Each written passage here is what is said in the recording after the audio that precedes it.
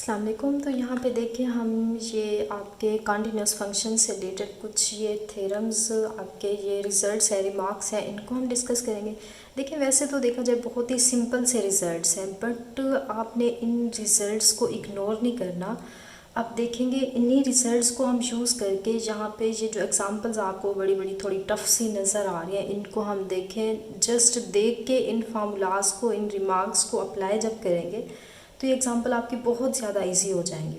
तो जस्ट आज के लेक्चर का देखिए पर्पस यही है कि हम इन रिमार्क्स को देखेंगे और इन्हीं रिमार्क्स, इन्हीं रिजल्ट्स, थ्योरम्स को हम इन एग्जांपल्स के ऊपर अप्लाई करेंगे। अच्छा, अब बेसिकली ये आपका लेक्चर जो है, ये इनफैक्ट रिमार्क्स जो आपके थे ये रियल एनालिसिस के अंदर भी आ रहे थे और सेम यही रिजल्ट्स मैंने एक टेबल फॉर्म करके दी थी आपको कैलकुलस के अंदर। उसके अंदर इनफैक्ट यहाँ पे जस्ट कॉन्टीन्यूस फंक्शन की बात हो रही है, वहाँ पे मैंने आपको टेबल के अंदर सारा स्ट्रक्चर बना के दिया था कि अगर दो कॉन्टीन्यूस फंक्शन आ जाए तो उनकी addition, subtraction, multiplication, division again continues होती है या नहीं होती। या हमने ये भी देखा था उस टेबल के अंदर, जो कैलकुलस में लेक्चर आपको मिल जाएगा, कैलकुलस की प्लेलिस्ट के अंदर आप जाएं, अगर कोई एक फंक्शन कॉन्टीन्यूस हो, दूसरा डिसकॉन्टीन्यूस हो, तो अगेन उसके कम्बिनेशन मतलब आपका यहाँ पे एडिशन, मल्टीप्लिकेशन, सब्ट्रैक्शन, डिवीजन कोई भी ऑपरेशन हो सकता है। तो एक कॉन्टीन्यूस और दूसरा डिसकॉन्टीन्यूस, इन दोनों के कम्बिनेशन से जो एक न्यू फंक्शन बनता है, क्या वो डिसकॉन्टीन्यूस होता है, कॉन्टीन्यूस होता है, अगर वो दोनों में से कोई एक डिफरेंशिएबल हो, दूसरा नॉट डिफरेंशिएबल, तो उनकी कम्बिनेशन जो जो न्यू बनेगा वो डिफरेंशिएबल होगा या नहीं होगा। इनफैक्ट डिफरेंशिएबल, कॉन्टीन्यूस, ये पूरा टेबल के अंदर डिटेल में, लिमिट भी हमने सारा उसका देखा था। अच्छा, अब उन्हीं में से ये कुछ रिजल्ट्स आपके रियल के अंदर आ रहे थे, तो ये आपका लेक्चर मैं रियल में भी अपलोड कर दूंगी। इनफैक्ट सेम यही एग्जांपल्स हम करना चाह रहे थे कैलकुलस के अंदर, तो कैलकुलस के अंदर भी 47 एग्जांपल हमने कर लिए। उसके बाद ये 48 से 52 एग्जांपल आपकी उसके अंदर भी हो जाएंगी कैलकुलस के अंदर। और अगर आप इसको रियल एनालिसिस के अंदर देख रहे हैं तो इन थ्योरम्स के साथ साथ ये आपके एग्जांपल्स जो हैं ये भी रिकॉल हो जाएंगी। अच्छा, तो देखिए हमारा रिज़ल्ट यहाँ पे ये कहता है कि कोई भी आप दो फंक्शंस लें, आपकी डोमेन जो है वो आपकी सेट ऑफ कोई रियल नंबर यहाँ पे हो सकता है, या कोई सेट ए आप आर्बिट्रेरी ले लें रियल नंबर में से। तो कहने का मतलब ये है कि आप दो फंक्शंस लें, दो फंक्शंस ऐसे हैं कि एक को मैंने f का नेम दे दिया, दूसरे को g का दे दिया। अब दोनों का कॉन्टीन्यूस होना ज़रूरी है यहाँ पे, मतलब कि आपने दो फंक्शंस ले लिए, फॉर एग्जांपल एक को मैं यहाँ पे f का नेम दे दूँ और दूसरे को g का। दो मेरे फंक्शंस है, दोनों ये कॉन्टीन्यूस है, तो इनके कम्बिनेशन मतलब आप इन्हीं दो कॉन्टीन्यूस फंक्शन को अगर आप ऐड अप करते हैं, इन्हीं दो कॉन्टीन्यूस फंक्शंस को आप सब्ट्रैक्ट करते हैं, इन्हीं दो कॉन्टीन्यूस फंक्शन को आप यहाँ पे मल्टीप्लाई करते हैं, या इस कोई एक फंक्शन को आप यहाँ पे किसी कांस्टेंट c से मल्टीप्लाई करते हैं, आप g को किसी कांस्टेंट c से मल्टीप्लाई करते हैं, इनफैक्ट यहाँ भी कांस्टेंट c लगा दें, या इनके साथ ऐसे c लगा दें, या डिवाइज़र में c कोई कांस्टेंट नंबर होना चाहिए, यहाँ पे c लगा, तो ये सारे जो अगेन आपके पास फंक्शंस बनेंगे, अगर ये दोनों कॉन्टीन्यूस हैं तो ये सारे जो फंक्शंस कम्बिनेशन से बने हैं ये भी हमेशा आपके पास क्या होंगे, कॉन्टीन्यूस फंक्शंस होंगे। अच्छा, अब यहाँ पे बात आती है डिवीजन की कि f बाय जी मैं राइट करूँ या मैं g बाय f राइट करूँ, तो ये दोनों भी कॉन्टीन्यूस होंगे, बट एक एक्स्ट्रा कंडीशन होगी कि इसमें जो डिवाइज़र में फंक्शन आपका आ रहा है वो नॉन ज़ीरो होना चाहिए, क्योंकि ये तो हमारे मैथ्स का रूल है कि जैसे डिवाइज़र में हमारे पास ज़ीरो आता है तो वो टर्म हमारी अनडिफाइंड हो जाती है। तो जब वो फंक्शन ही अनडिफाइंड होगा तो ना वो कंटिन्यूस होगा, इनफैक्ट उसकी लिमिट वहाँ पे एग्जिस्ट कर सकती है। देखिए लिमिट का यही होता है कि कोई आपकी डोमेन के अंदर पॉइंट इंक्लूड हो या ना हो, बट उस पर आपकी लिमिट एग्जिस्ट कर जाती है। बट कॉन्टीन्यूस फंक्शन में ऐसा नहीं होता। कॉन्टीन्यूस फंक्शन में हमेशा वो फंक्शन के आपके पॉइंट्स जो होते हैं इंक्लूड होते हैं कॉन्टिन्यूटी के अंदर जो आपकी डोमेन में इंक्लूड हो। तो जैसे डिवाइज़र में ज़ीरो नंबर बनेगा तो वो आप जिस पॉइंट पे ज़ीरो बनेगा वो आपकी डोमेन में इंक्लूड नहीं होगा, तो मतलब आपके डिवाइज़र में ज़ीरो नहीं होना चाहिए। अगर ये चीज़ हम लिमिट के लिए कर रहे होते तो लिमिट के लिए रिस्ट्रिक्शन नहीं है कि डिवाइज़र में जिस नंबर पे आपका ज़ीरो बन रहा है वो आपके लिमिट में इंक्लूड नहीं होगा, वो हो भी सकता है। ये इस तरह की एग्जाम्पल हमने बहुत सी की हुई है। अच्छा, ये तो कम्बिनेशन हो गया हमारा इन ऑपरेशंस का। अच्छा, और अगर मैं ऐसे कर लूँ कि f और g कोई मैं कहती हूँ मेरे यहाँ पे कॉन्टीन्यूस फंक्शन है, अब अगर मैं उसका मोड ले लूँ, मतलब फंक्शन f कॉन्टीन्यूस है उसका मैं मॉडुलस फाइंड करूँ, मतलब वो अगर पॉजिटिव नेगेटिव आंसर दे भी रहा है मैं उसको पॉजिटिव कर दूँ। अच्छा सेम अगर मैं जी फंक्शन है वो कॉन्टिन्यूस है उसका मॉडुलस फाइंड करूँ तो ये दो फंक्शन जो होंगे ये अगेन न्यू फंक्शन जो हमारे बनेंगे ये भी आपके पास कॉन्टिन्यूस फंक्शन होंगे। क्लियर होगी बात, ये हमारे सी पॉइंट में कह रहा है। तो अब अगर यहाँ पे मैं रूट ले लूँ कि फंक्शन एफ एक कॉन्टिन्यूस है, अगर मैं उसका रूट ले लूँ और दूसरा मेरा जी भी कॉन्टिन्यूस फंक्शन है अगर उसकी भी मैं रूट ले लूँ, बट ये है कि ये आपका ज़ीरो से ग्रेटर नंबर होना चाहिए, इक्वल ज़ीरो भी हो सकता है, ये भी ज़ीरो से ग्रेटर हो। क्यों? क्योंकि जब रूट के अंदर आपके पास कोई नेगेटिव नंबर आ जाएगा मतलब ज़ीरो से लेस आएगा तो आपको पता है वो अयोटा में कन्वर्ट हो जाता है। तो कैलकुलस के अंदर, रियल एनालिसिस के अंदर अयोटा का क्या काम, वहाँ पे हम अयोटा को डील नहीं करते, अयोटा जस्ट आपका कॉम्प्लेक्स नंबर्स के अंदर हम करेंगे। तो जैसे ही टर्म आपकी रूट के अंदर अगर फंक्शन नेगेटिव बन रहा है तो आपका फंक्शन जो होगा वहाँ डिफाइन ही नहीं होगा, कॉन्टिन्यूस तो हम बाद में ही चेक करते हैं, फंक्शन ही डिफाइन नहीं होगा तो मतलब कॉन्टिन्यूस भी नहीं होगा। तो मतलब रूट के अंदर अगर एफ और जी ले रहे हैं, एफ और जी कोई कॉन्टिन्यूस फंक्शन है बट वो दोनों पॉजिटिव होने चाहिए या ज़ीरो के इक्वल भी हो सकते हैं, तो आपका जो रूट फंक्शन बनेगा न्यू वाला फंक्शन तो वो अगेन आपका क्या होगा, कॉन्टिन्यूस फंक्शन होगा। वैसे देखिए देखने से बहुत ही सिंपल से आपके रिजल्ट हैं। तो अब इन्हीं रिजल्ट्स को देखिए हम यहाँ पे एग्जांपल्स के ऊपर अप्लाई करते हैं। तो देखिए एग्जाम्पल के अंदर हमने क्या करना है, फर्स्ट हमारी एग्जाम्पल है, सबसे पहले तो देखिए हमने कॉन्टिन्यूटी चेक करनी है। अच्छा एक और बात इसमें देखें कि जो ये रिजल्ट्स हमने पढ़े हैं ये एक सिंगल पॉइंट के लिए भी होल्ड करेंगे या पूरे इंटरवल पे भी होल्ड करेंगे। मतलब क्या हुआ इस बात का कि अगर मैं जी और एफ फंक्शन में देखती हूँ कोई दो कॉन्टिन्यूस फंक्शन है किसी पॉइंट सी पे, तो ये जो सारे ऑपरेशंस मैंने बताए हैं इनके सारे ये कम्बिनेशंस बताए हैं तो ये फंक्शन भी आपके पास पॉइंट सी पे ही कॉन्टिन्यूस होंगे। क्लियर हुआ? अच्छा अब मैं कहती हूँ अगर मेरे ये एफ और जी दो कोई फंक्शंस हैं all domain, all set of real numbers के ऊपर अगर ये कॉन्टिन्यूस फंक्शंस हो रहे हैं तो ये जो सारे हमने कम्बिनेशंस पढ़े हैं ये कम्बिनेशन जो है आपके ये भी पूरी डोमेन आर के ऊपर ही कॉन्टिन्यूस होंगे। इस बात का आपने ख्याल रखना है। क्लियर होगी बात?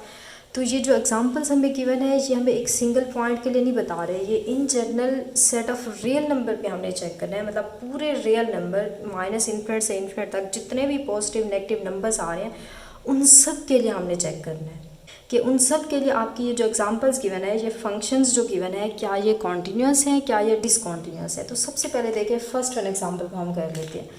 तो इसके अंदर देखिए आपका फंक्शन कुछ ऐसे आ रहा है। सबसे पहले अगर मैं इसको ब्रेक कर दूं कि x-1 का मोड मैं अलग से ले लूं, फिर एडिशन हो रहा है साइन फंक्शन।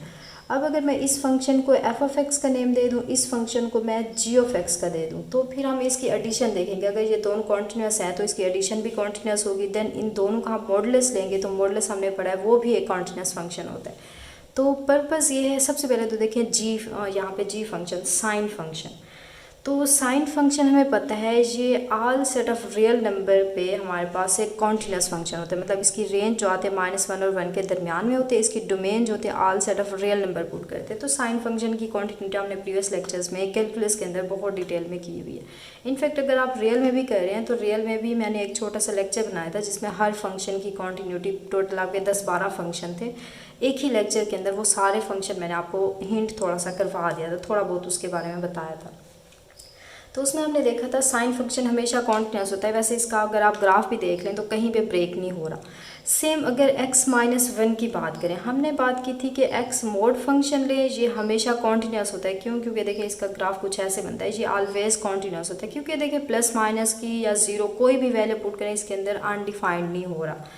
या आप इसमें से कुछ नंबर नेगेटिव करते हैं, एन कोई नेचुरल नंबर हो सकता है या इनफैक्ट रियल नंबर भी हो सकता है, और या एन को इसके अंदर प्लस करते हैं, ये तीनों फंक्शन हमेशा कॉन्टिन्यूस होते हैं।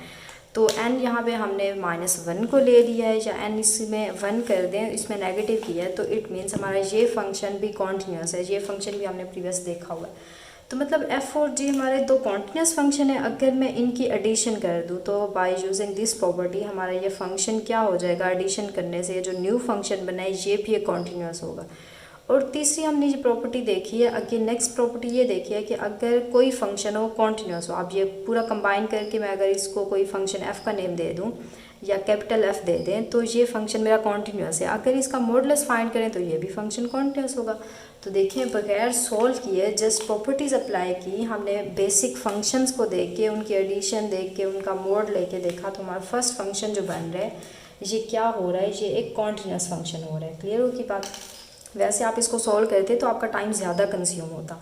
सेम अगर नेक्स्ट एग्जांपल के अंदर मैं देखूँ तो वो हमारा फंक्शन इन्वॉल्व हो रहा है साइन एक्स। तो साइन एक्स हमें पता है ये कॉन्टिन्यूस फंक्शन होता है। All set of real number पे चेक करें तो all set of real number पे हमारा कॉन्टिन्यूस होता है।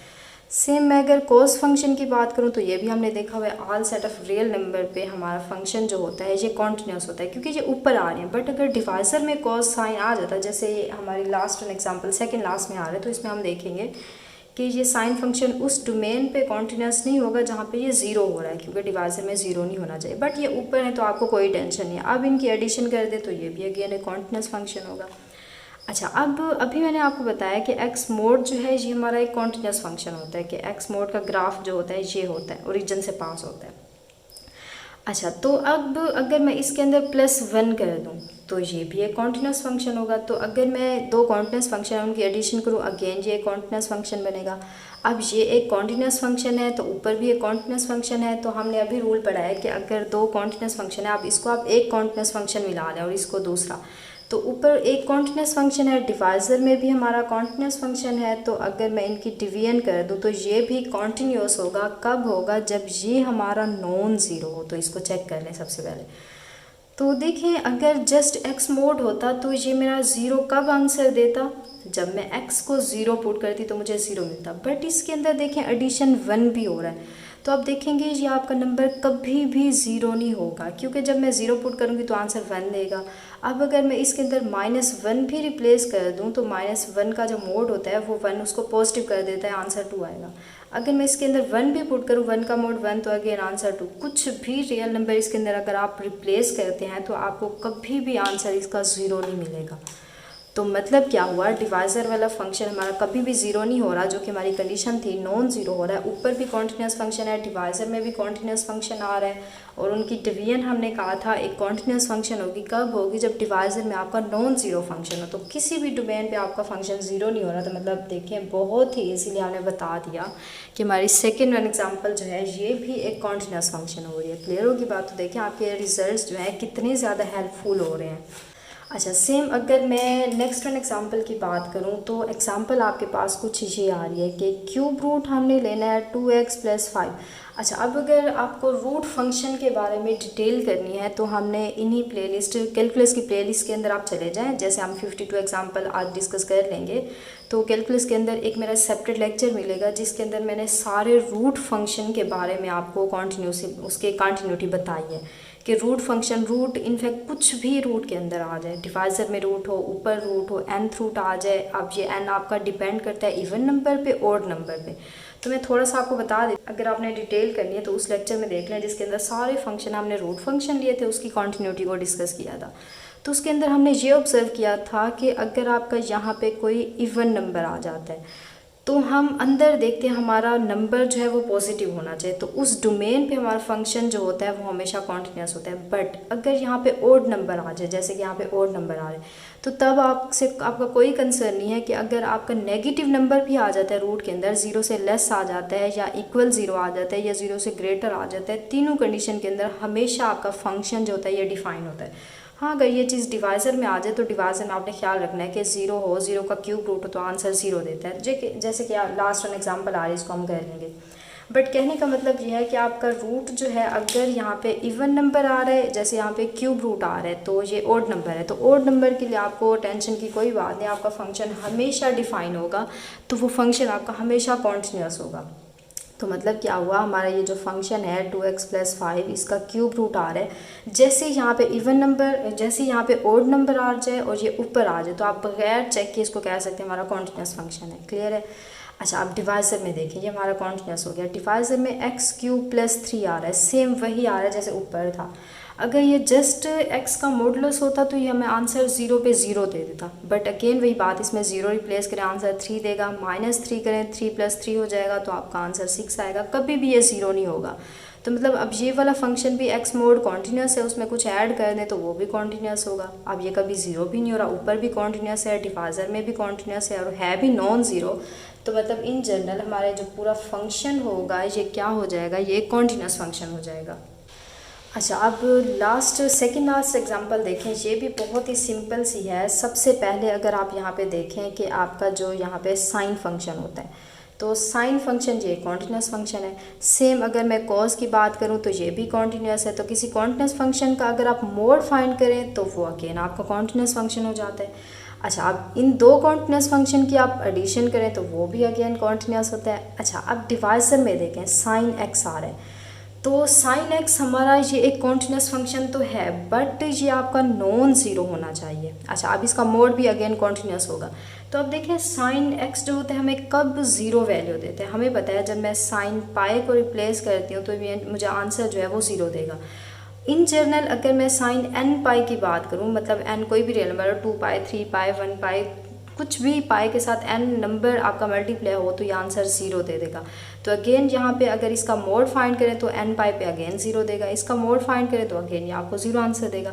तो इट मीन्स अब ये आपका नॉन ज़ीरो होना चाहिए। अब ये नॉन ज़ीरो कब होगा, जब आप रियल नंबर में से एन पाई को माइनस कर देंगे। तो ये टोटल आपका फंक्शन जो है पूरी डोमेन पे कॉन्टिन्यूस नहीं हो रहा, पूरे all set of real number पे कॉन्टिन्यूस नहीं हो रहा। जस्ट आर में से अगर एन पाई को माइनस करते हैं तो इस डोमेन के अंदर आपका फंक्शन कॉन्टिन्यूस हो रहा है, बट आपने पूरी रियल लाइन पे बताना है। तो आप बोलेंगे ये पूरी रियल लाइन पे हमारा फंक्शन जो है डिसकॉन्टिन्यूस हो रहा है, या आपसे अगर आपके एमसीक्यूज़ के अंदर आ रहा है कि ये फंक्शन हमारा कॉन्टिन्यूस कब है, उसके अंदर ये ऑप्शन भी आ रहा है। तो आप इसी ऑप्शन को टिक करेंगे कि अगर मैं रियल नंबर में से एन पाई को माइनस करती हूँ तो मेरा तब ये फंक्शन जो होता है ये क्या हो जाता है, ये कॉन्टिन्यूस फंक्शन हो जाता है। अच्छा, अब सेम लास्ट वन एग्जांपल की अगर हम बात करें तो ऊपर आपके पोलिनोमियल फंक्शन आ रहे हैं, कौन सा है, एक्स स्क्वायर, यहाँ पे प्लस 2x माइनस 3 आ रहा है। तो देखिए ये हमारा फंक्शन ज़ीरो हो सकता है, कभी भी अनडिफाइंड नहीं होगा। अब इसके अंदर सेट ऑफ रियल नंबर में से कुछ भी वैल्यू पुट करें एक्स की तो हमेशा आपका ये फंक्शन जो होगा डिफाइन होगा। ये पोलिनोमियल फंक्शन जो आपको पता है अगर वो अपनी वैल्यू को चेंज नहीं कर रहे तो वो हमेशा कॉन्टीन्यूस होते हैं। तो ये हमारा पोलिनोमियल फंक्शन है, ये ऑलवेज कॉन्टीन्यूस होगा। अच्छा, अब दूसरा फंक्शन हमारा है 17th रूट आ रही है 3x माइनस 5 की। तो अभी मैंने आपको बताया कि अगर आपके पास इवन की बजाय ओड पावर आ जाए तो ये पूरी डोमेन के ऊपर आपका फंक्शन कॉन्टीन्यूस होता है। तो ये भी कॉन्टीन्यूस है, डिवाइजर में भी कॉन्टीन्यूस है। तो मतलब टोटल कॉन्टीन्यूस कब होगा, जब ये आपका फंक्शन नॉन ज़ीरो हो जाए। अच्छा, तो अब अगर ये देखूँ मैं ज़ीरो कब होगा, ये ज़ीरो तब होगा जब आपका ये 3x माइनस 5 ज़ीरो के इक्वल हो जाए। तो देखें ये 3x इक्वल 5, मतलब x इक्वल अगर मैं 5/3 रिप्लेस करूँ तो ये फुल टर्म आपकी जो रूट के अंदर है ये ज़ीरो हो जाएगी। तो ज़ीरो का 17th रूट फाइंड करें, मतलब ज़ीरो की बार 1/17 लगाए तो आंसर ज़ीरो आएगा। तो मतलब क्या हुआ, अब ये फंक्शन मेरा ज़ीरो कब हो रहा है, जब मेरा आंसर जो है यहाँ पे 5/3 आ रहा है। तो मतलब क्या हुआ, x मेरा ज़ीरो इसके इक्वल नहीं होना चाहिए, x नॉट इक्वल टू 5/3 होगा। तो मतलब क्या हुआ कि सेट ऑफ रियल नंबर में से मैं 5/3 को यहाँ पे माइनस कर दूँ तो मेरा फंक्शन इस डोमेन के अंदर कॉन्टिन्यूस हो जाएगा। तो इन जनरल अगर पूरे सेट R पे हम देख रहे हैं, रियल नंबर पे देख रहे हैं, तो मतलब हमारा फंक्शन जो है ये डिसकॉन्टिन्यूस हो गया। अगेन वही बात, अगर MCQs में आपसे पूछा जाए ऑब्जेक्टिव के अंदर आंसर आ रहा है कि हमारा फंक्शन इस पॉइंट पे कॉन्टिन्यूस हो रहा है तो आप बोलेंगे यस ये हमारा ऑप्शन ठीक है। क्लियर होगी बात। तो होप सो आज का लेक्चर आपको क्लियर हो गया होगा। बहुत ही सिंपल सी एग्जांपल्स हमने ली, इनफैक्ट देखने में तो बहुत ही डिफ़िकल्ट लग रही हैं, जस्ट हमने जब इन रिजल्ट्स को अप्लाई किया तो कितनी ईजी हमारी होगी है। तो चलें फिर आज के लिए इतना ही काफ़ी। अगर आप कैलकुलस के अंदर लेक्चर देख रहे हैं तो इंशाल्लाह नेक्स्ट हम 2 एग्जांपल हो गई हैं, 53 एग्जांपल से स्टार्ट करेंगे। बट अगर ये लेक्चर आप देख रहे हैं रियल एनालिसिस के अंदर, तो रियल एनालिसिस के अंदर ये हमारे छोटे से यहाँ पे थ्योरम्स आ रहे थे, मैंने सोचा विद एग्जांपल आपको यहाँ पे करवा दूँ। तो इंशाल्लाह अब नेक्स्ट लेक्चर के अंदर कुछ और रिजल्ट्स हैं, थ्योरम्स हैं, उनको हम डिस्कस करेंगे। चलें फिर आज के लिए इतना ही काफ़ी। ओके, अल्लाह हाफिज़।